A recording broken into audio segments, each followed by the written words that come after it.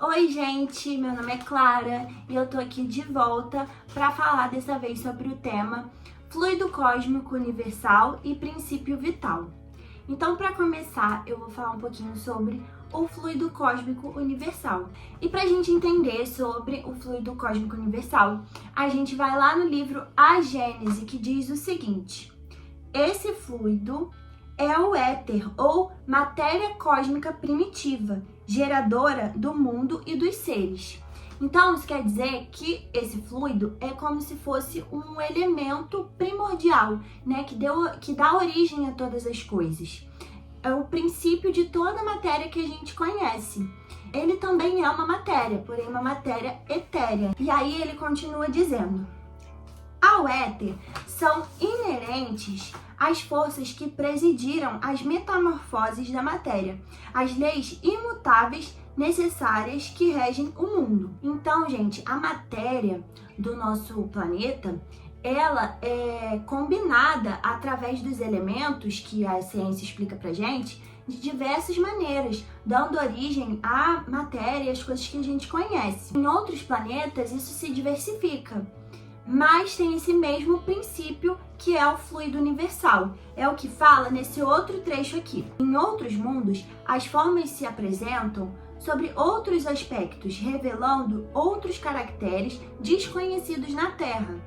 E na imensa amplidão dos céus, forças em número indefinido se têm desenvolvido numa escala inimaginável. É importante, gente, a gente entender também que a gente está falando de um assunto que está muito além ainda do nosso entendimento, do nosso conhecimento, porque até a ciência não conseguiu descobrir nem definir toda a matéria que existe. Por isso, ele continua dizendo assim, cuja grandeza tão incapazes somos de avaliar como o crustáceo lá no fundo do oceano seria para compreender toda a universalidade dos fenômenos terrestres. Então, o Espiritismo está muito à frente porque fala pra gente sobre esse fluido universal. Porém, a gente ainda vai evoluir. Conforme a gente evoluir, a gente vai compreender melhor esse fluido e a gente vai poder definir ele de uma maneira mais precisa, né, do que a nossa capacidade agora, no momento. E aí, gente, continuando, André Luiz, no livro Evolução em Dois Mundos, também traz uma fala muito interessante sobre o fluido universal. E eu vou ler aqui para vocês. Ele fala assim: o fluido cósmico universal é o plasma divino, hausto do Criador ou força nervosa do todo sábio. Nesse elemento primordial vibram e vivem constelações e sóis, mundos e seres como os peixes no oceano. Então, gente, esse fluido, além de ser esse elemento primordial, né, que deu origem a toda a matéria, todo o universo está mergulhado nesse fluido. E nós somos como os peixinhos pequenininhos, né, lá naquele oceano gigante. E aí também, na Gênese, tem um trecho muito interessante que fala sobre o fluido cósmico na perspectiva dos espíritos. Eu vou ler aqui um trecho para vocês. Esse fluido tem para os espíritos uma aparência tão material quanto a dos objetos tangíveis para os encarnados. Então, para os espíritos, esse fluido é como os objetos que para a gente são, que a gente consegue pegar, né?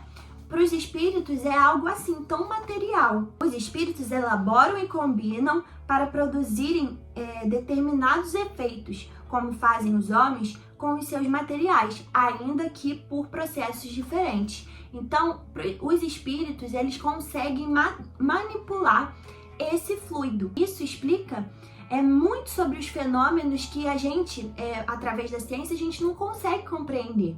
Por exemplo, as curas de Jesus. Jesus apesar de encarnado, né, ele era um espírito muito puro. Então ele conseguia manipular esse fluido, né? Ele tinha conhecimento desse fluido e ele tinha toda a capacidade de manipular. E como nós estamos mergulhados aqui nesse fluido, além dele ter participado na formação, né, do nosso corpo material, como do nosso planeta, nós estamos mergulhados nele. Jesus, através da manipulação desse fluido, conseguia exercer as curas.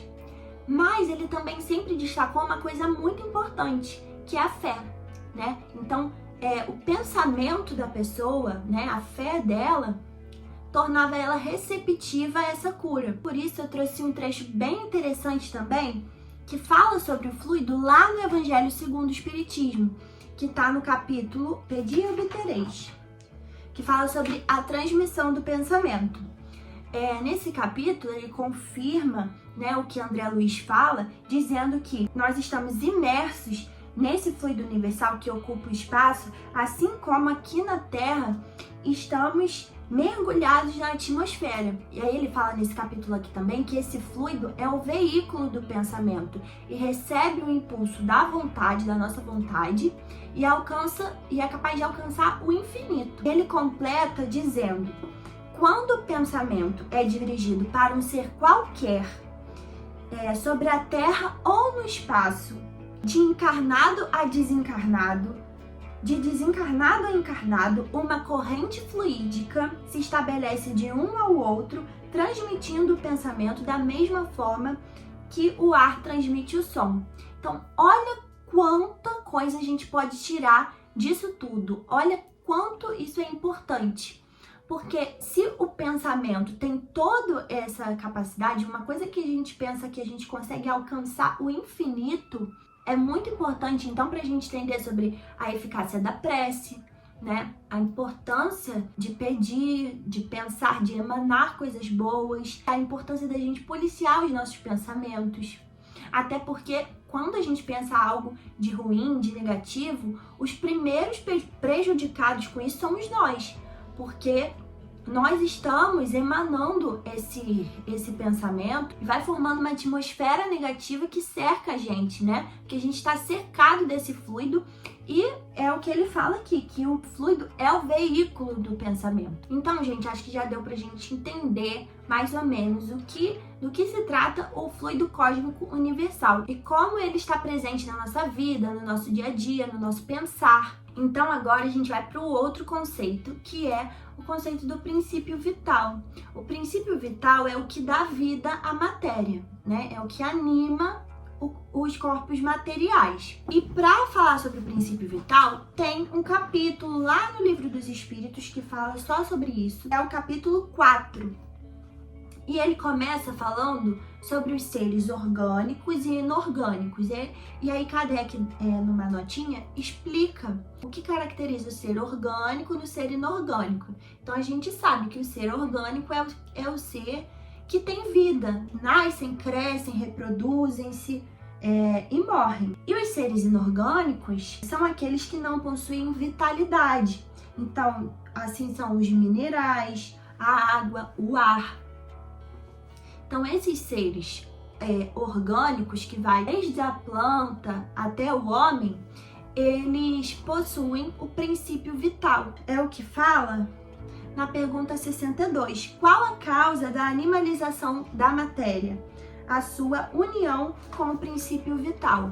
Importante a gente entender que o princípio vital e o princípio inteligente, né, que é o espírito, são coisas diferentes, independem, né? Então, a gente tem 3 princípios que a gente precisa compreender, né? O princípio material, o princípio vital e o princípio inteligente. Então, se a gente for dar o exemplo de nós, seres humanos, nós temos o princípio material, que seria o nosso corpo material, né? Que é o que dá origem ao nosso corpo material. Esse corpo material, para ter vida, precisa do princípio vital. E para ter a faculdade de pensar, né, de raciocinar, a faculdade da inteligência, precisa desse princípio inteligente, que é o espírito. Para se unir a esse corpo, ele precisa se unir ao corpo animalizado. Então, precisa do princípio vital para que o espírito se una ao corpo já animalizado. No caso da planta, por exemplo, ela tem o princípio material, que dá origem ao seu corpo material, né, o corpo material da planta. E ela tem o princípio vital, que é o que anima a planta. Ela é um ser vivo, né? Porque ela tem esse princípio material, porque a gente pode considerar a planta como um ser vivo, um ser orgânico, porém ela não tem a faculdade de pensar, né? Então não tem esse princípio inteligente. Aí aqui nesse capítulo, Kardec pergunta também se esse princípio vital é um agente particular ou ele é uma propriedade da matéria, ou seja, se é o efeito ou é a causa. E os espíritos dizem que é um e outra, porque o princípio vital é produzido pela sua ação sobre a matéria. E a matéria só tem vida com o princípio vital. E aí ele pergunta também, na pergunta 64, se o princípio vital se distingue da matéria e do espírito. E os espíritos dizem que esse princípio é sim um dos elementos necessários, né, à constituição do universo, mas que esse princípio vital, ele tem origem no fluido universal, que dá origem, como a gente já viu, a todas as coisas, né? A matéria e tudo mais. Por isso, esse fluido universal é o que consegue fazer essa união, né, entre o espírito e a matéria. É o que a gente vê no perispírito. O perispírito, que é esse envoltório, né, semimaterial do espírito, ele vem do fluido universal. Então, gente, eu espero que vocês tenham gostado desse estudo. Espero que fique aí, né, um gostinho de quero mais, para que vocês possam aproveitar a oportunidade também para estudar a Gênese, que é um livro que a gente não costuma pegar muito, né? Mas é muito interessante porque esse estudo contribui muito para a nossa vida. A gente conhecer sobre o princípio vital, né? Que é um assunto um pouquinho complexo, porque envolve alguns termos que às vezes a gente acaba se confundindo, mas que é muito legal quando a gente entende, que a gente consegue compreender toda essa contribuição que a doutrina espírita traz, né, pra gente conseguir entender mais sobre nós mesmos, sobre de onde nós viemos, como nós fomos criados, né? Além de saber sobre o fluido universal e entender a importância e a seriedade de coisas que sem esse conhecimento talvez a gente não daria importância, né? Que é de vigiar os nossos pensamentos, porque a gente sabe que todos nós estamos envolvidos nesse fluido que é veículo do nosso pensamento, e tudo que a gente pensa e a gente emana, a gente atrai pra gente, né, e alcança não só o nosso mundo aqui, né, dos encarnados, como também o mundo espiritual. Então, eu achei muito interessante todo esse assunto, espero também que vocês tenham achado, e é isso, até o próximo vídeo.